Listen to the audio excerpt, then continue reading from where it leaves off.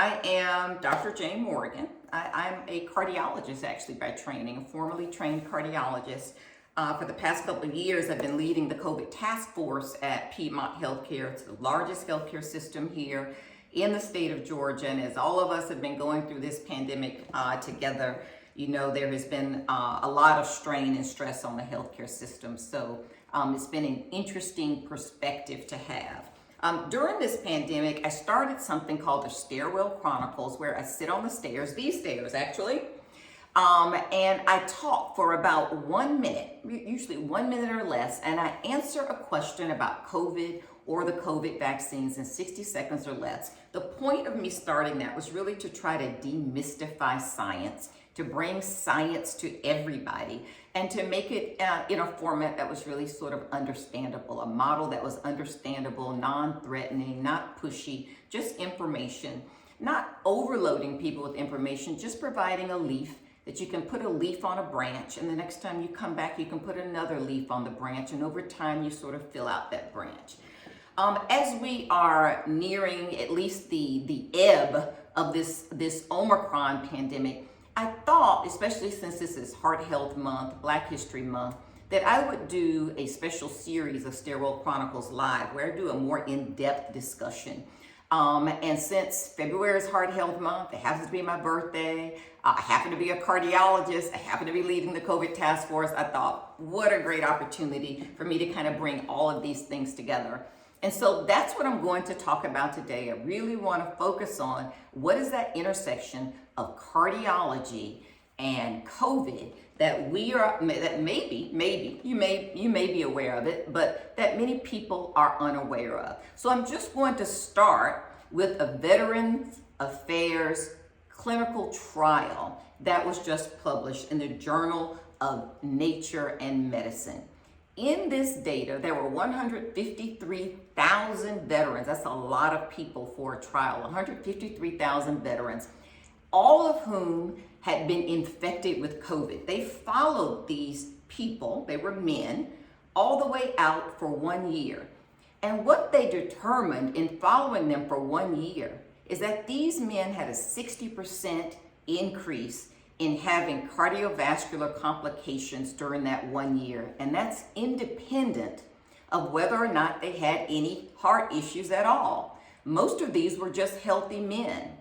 And even in this cohort, 60% increase over the average American with regard to developing heart disease. And what am I talking about with heart disease? I mean that they developed heart attacks, or they got a blood clot in their lungs, or they developed some type of arrhythmia, or they developed heart failure or early signs of heart failure. These are all ominous and very serious cardiovascular issues in a cohort, meaning a group of people that otherwise was pretty healthy. The only thing they had in common other than the military was that they had all had COVID.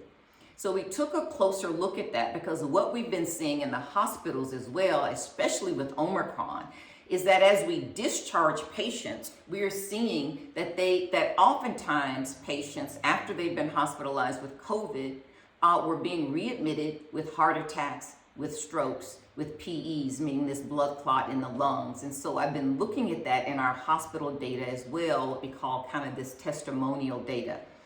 And so one of the things that we may have to begin to consider is that infection with COVID is actually a risk factor for heart disease, the same as diabetes, the same as high blood pressure, the same as cigarette smoking, the same as high cholesterol, the same as obesity, that actually having COVID-19, at least within the past year, which is what we see in this study, is actually a risk factor for heart disease. When we talk about dysrhythmias, we're talking about things like atrial fibrillation, atrial flutter. You may not be familiar with these terms, but it's sort of a quivering of your heart. Your heart is not really squeezing and contracting and pushing blood forward the way that it should. And if that happens, it can sometimes cause your blood to clot within your heart, and then those blood clots can go up through your carotid artery here into your brain and cause a stroke. So atrial fibrillation and atrial flutter in particular, especially if they are flip-flopping between one another, can increase your risk of stroke. And we're seeing these types of what we call dysrhythmias in these 153,000 veterans who were looked at in this Veterans Affairs healthcare database. So the other thing that was very interesting about that database is that these same men also had a 5-fold increase in developing myocarditis. 5 times more men in this database of these Veterans Affairs men developed myocarditis, or an inflammation of the heart, than the general population. So that was also something very interesting to note.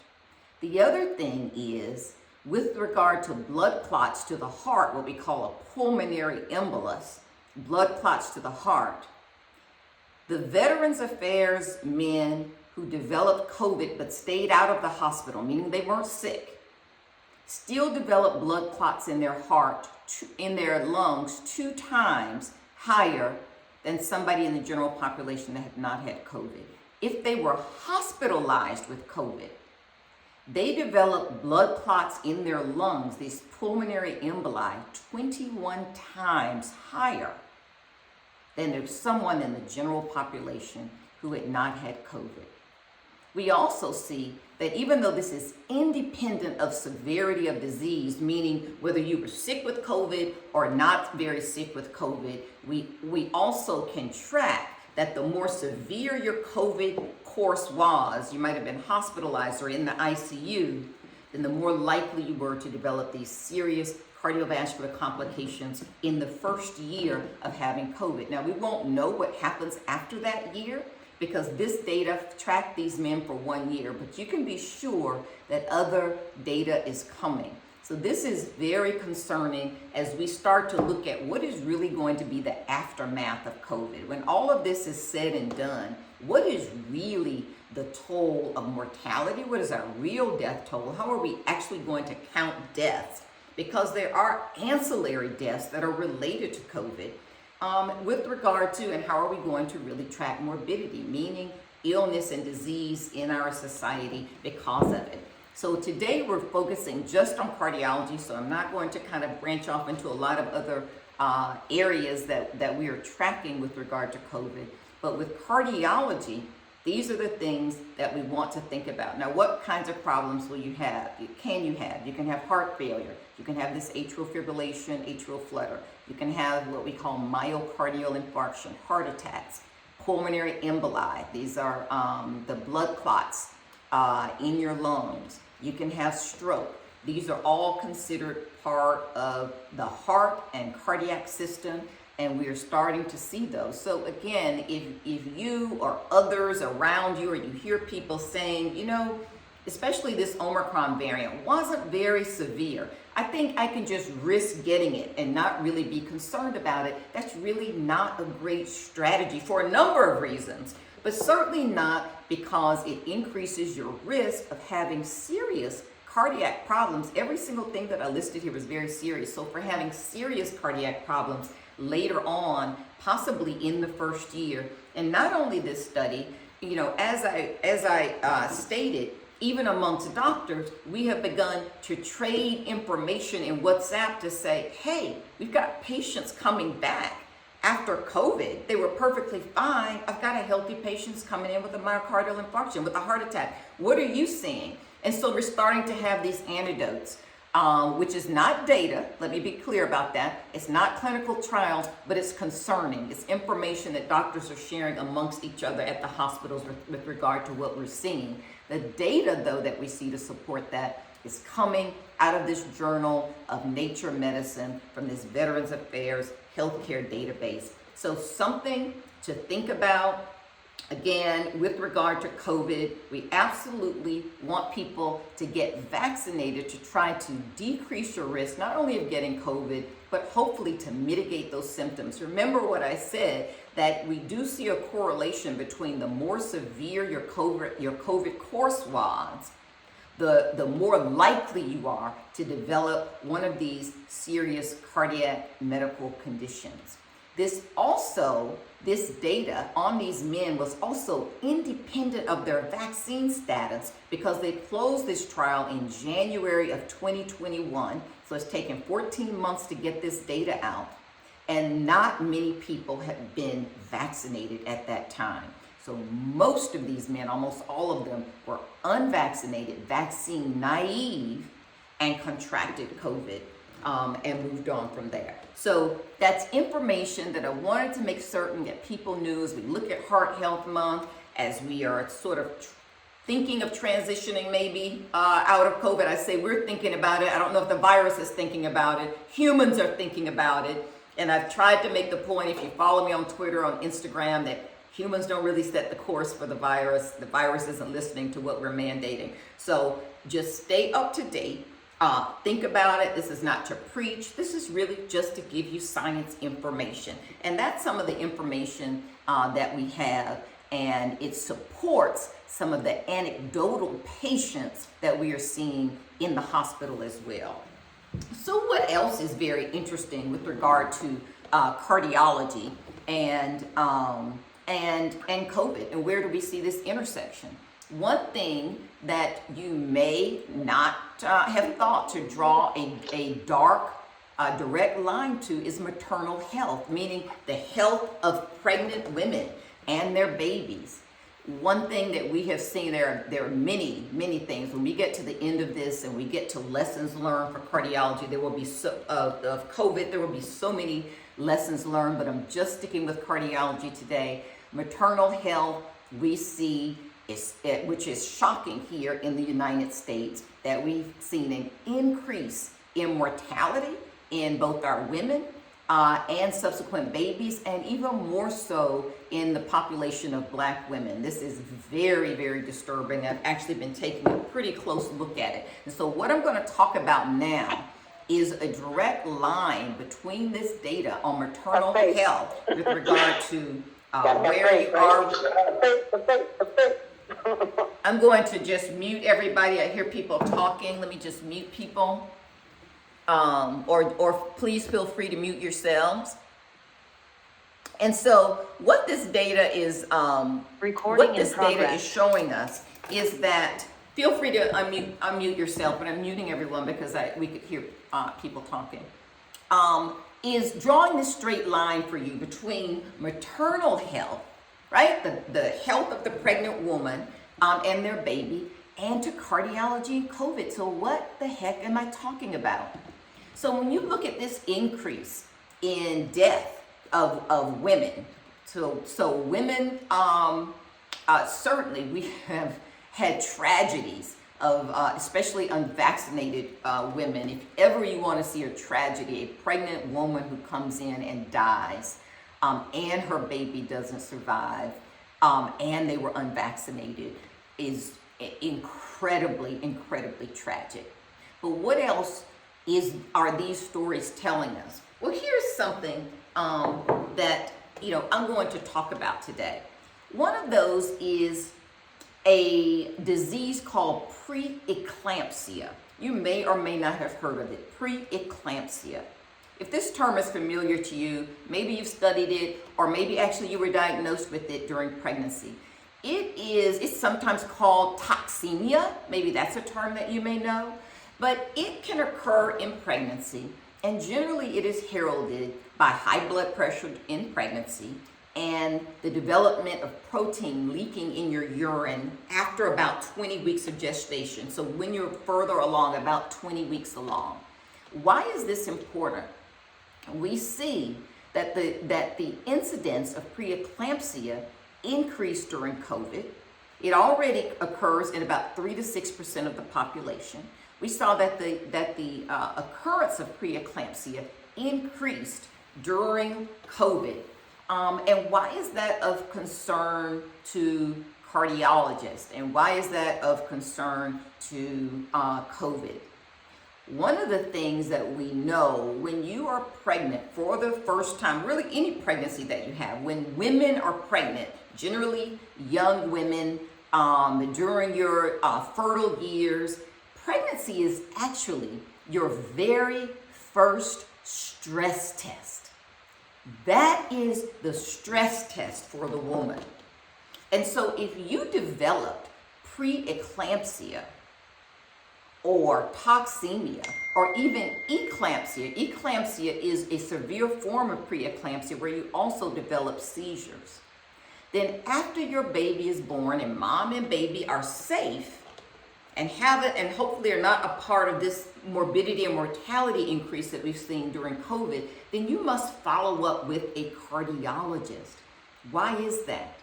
We now know that all women who develop preeclampsia or gestational diabetes or high blood pressure during their pregnancy or eclampsia, if you're familiar with any of these terms, have an increased risk of not only heart failure, but other cardiovascular complications later in life. And so after the delivery of your baby, you should be followed by a cardiologist to begin to have prophylaxis, to have a medication and other regimen prescribed for you such that you can follow it, especially if you're planning on subsequent pregnancies. What are the risk factors for preeclampsia? Well, number one, if you have already, before you're pregnant, have some degree of kidney disease or high blood pressure. Other risk factors would be if your mother or sister developed preeclampsia or eclampsia or toxemia or pregnancy-induced hypertension, gestational hypertension. If any of these terms are familiar with you, familiar to you, that is a risk factor as well. Other risk factors, having a kid before the age of 20, having a kid over the age of 40, already having baseline high blood pressure. These are all risk factors as well for developing preeclampsia in pregnancy. What we previously thought about preeclampsia is a high-risk pregnancy, is that we needed a high-risk obstetrician gynecologist to really manage these pregnancies, and you still do. But the point was just to deliver the baby safely, because the therapy for preeclampsia is actually delivering the baby.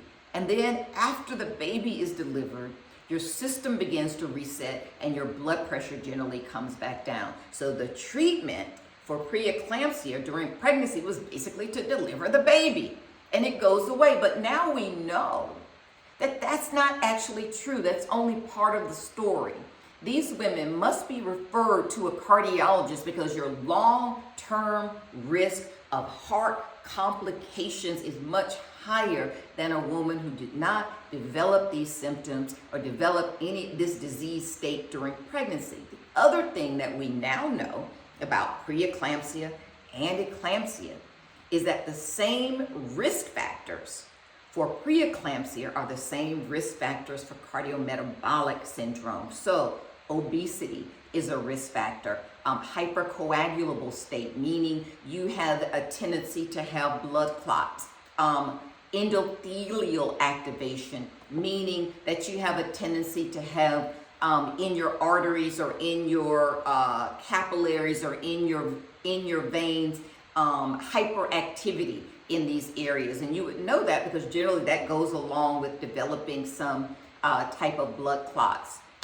Metabolic syndrome, where you have some diabetes and weight gain and maybe hirsutism, if you've heard that term before. You get sort of fat on your back. These are all risk factors for preeclampsia. They're also risk factors for cardiac disease. They go hand in hand. And so what we've seen during this pandemic, unfortunately, with the increase in mortality and morbidity in our pregnant females, and unfortunately higher in Black females, we also see an increase in this preeclampsia. That may or may not be a coincidence. And so since this is a science talk, I'm just going to tell you, we don't really believe in coincidences in science. It means there's something to be investigated. So that's probably not a coincidence. Now, obviously, this pandemic has been very stressful, and stress creates a lot of disease states. In fact, when we talk about the areas of health equity in particular and look at something called the Pandemic Misery Index, Imagine that. We have something called the Pandemic Misery Index. 80% of Americans state that they have some level of discomfort during this COVID. 80%, I was shocked that it wasn't higher. 80% have some level of discomfort. And there are very specific variables, meaning you have financial insecurity, you have food insecurity, you have job insecurity, you're stressed about your health, you have marital issues. So there's an entire list of things that go into sort of this pandemic misery index. 80% of Americans stated they had at least one thing that was stressing them during this pandemic. As you can imagine, though, misery is not equitably distributed in the United States. And so when we really look at the subtext of the pandemic misery index, we see that blacks have the highest scores of pandemic misery, followed by Hispanics and followed by whites. So I bring that up to talk about health equity, really, to bring that up for a moment and to tie that in, to say how important it is to have access to health care, to food, to financial security, to reduce stressors, especially on expectant mothers, that can then negatively impact your pregnancy. And the thought was, even if it negatively impacted your pregnancy, if you could deliver the baby safely and the baby and mom were healthy, then phew, we got over it. No, now we see that's not true. Not only do you not get over it, not only do you have an increased risk now of cardiovascular disease, we also see that you pass that risk of elevated cardiovascular disease onto your unborn fetus. And so when that baby is born, that baby is also born at a disadvantage with an increased risk of cardiovascular disease. This COVID pandemic is going to have fallout as we move forward in the cardiology space. Lots of other spaces, I'm only talking about cardiology today, that we really haven't anticipated, and what that's going to look like. And certainly in populations of color, there's going to be greater devastation. If we take a look at the pandemic misery index,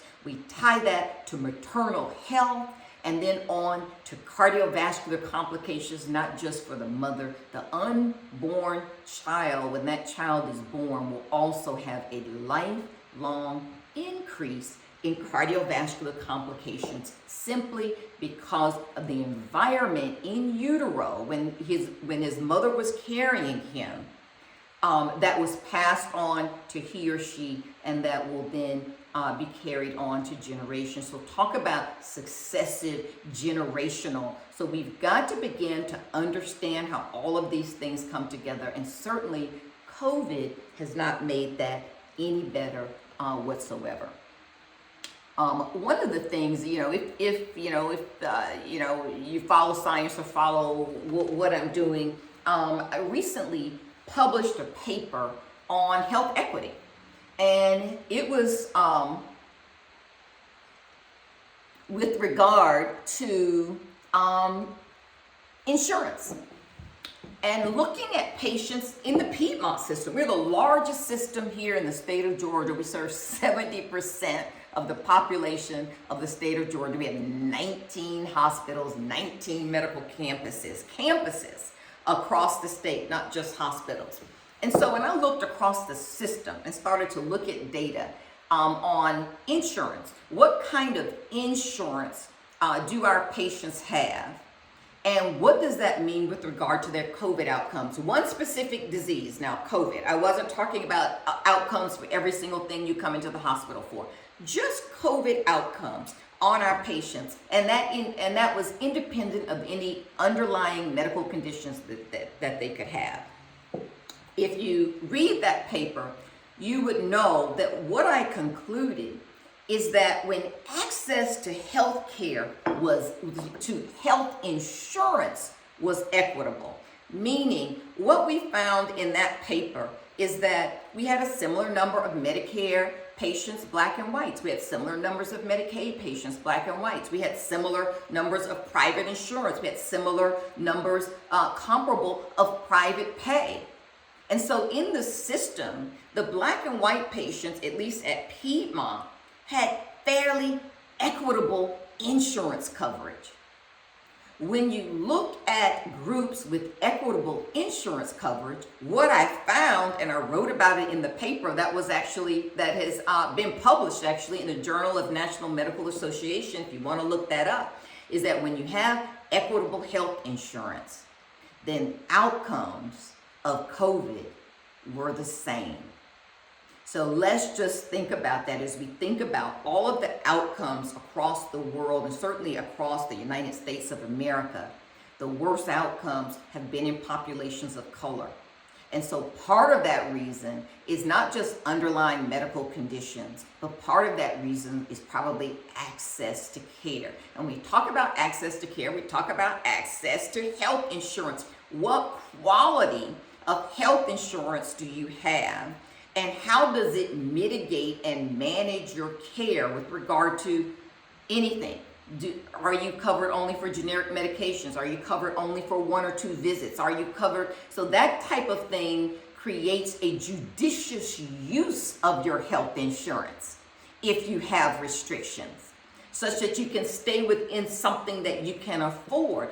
But when health insurances are equitable, outcomes for blacks and whites was also equitable. This is very important for cardiology as we see all of these cardiovascular complications coming into play. And it's something that I wanted to also bring up, because when we talk about health equity, we also have to think about insurance. Insurance is access. They talk about, or whoever talks about, access to food, access to a job, access to the medical center, access to a doctor, but you also need access to health care.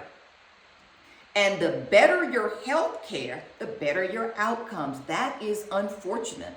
And when we look at equitable health care coverage, then outcomes were equitable. It's not a reflection on physicians, it's a reflection on what is allowed or not allowed within your health plan, because people then determine and decide how they're going to use their health care to stay within the parameters of their budget of something they can afford.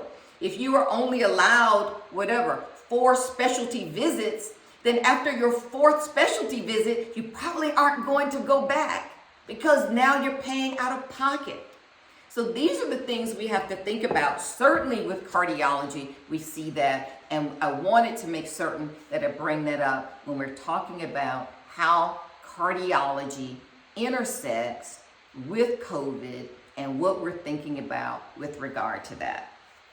The last thing that I'll talk about is certainly the stress factor that we absolutely know is connected to cardiology. We've certainly seen high levels of that in COVID. And the delay in medical care that we have seen. I recently produced a tutorial, which probably nobody's ever heard of, but this is where doctors can go to get our CME credits, our continuing medical education credits. We now have instituted via the American Heart Association a series of tweets, of informational tweets on Twitter that someone can sign up for and follow all of the tweets and learn about a particular entity, and then at the end collect CME credits from the American Heart Association. So as a part of that group, we developed these tutorials, and I think mine actually will be published next month on March 26th. One of the things that I talk about in my tutorial that people need to think about is delay in medical care. So what COVID has caused, we've seen also more than 80% of the population has delayed medical care in some means or another over the past 2 years. What kinds of things were delayed? Clinic visits, treatments, lab analysis, pharmacy pickups, clinical trials, which is something I always want to talk about. People delayed that care. Why is that important? I'm just going to talk about cardiology. Why is that important to cardiology? When we look at the time that symptoms develop in a person, a patient, cardiac symptoms, let's say you're at home, you're on the soccer field, wherever, and the time that you actually access medical care, that time increased during the pandemic. We never want to see that. The time from someone developing symptoms and actually having that first touch point with the medical system increased. That means that the time that you had symptoms to the time that you can actually get to the cath lab, if that's where you need to go for revascularization, for your arteries to be opened, if that's what is happening to you, also increased.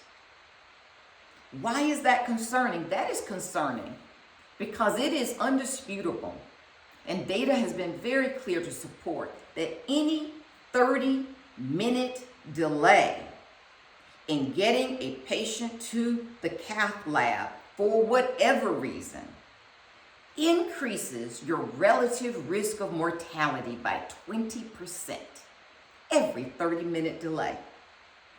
We have had many people, troves of people, delay reaching out to the medical system for a number of reasons.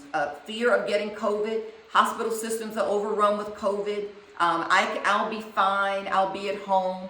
Also, lack of activity is a lack of producing a lot of cardiac symptoms. So if you have chest pain or shortness of breath or jaw pain or faintness or fatigue or sweating when you're walking or when you're exerting yourself, but during COVID you just sat at home, then you were really able to mitigate your symptoms, or another way to say that is you were able to ignore them. And so these are all things that we need to think about when we think about COVID. I appreciate everybody coming today. It was great to have you. Our 30 minutes went so fast. I will be coming on each month and I will be talking for 30 minutes about some topic. Next month, I will discuss clinical trials. Thanks for hanging out on the stairs with me, and I'll see you next time. Thank you.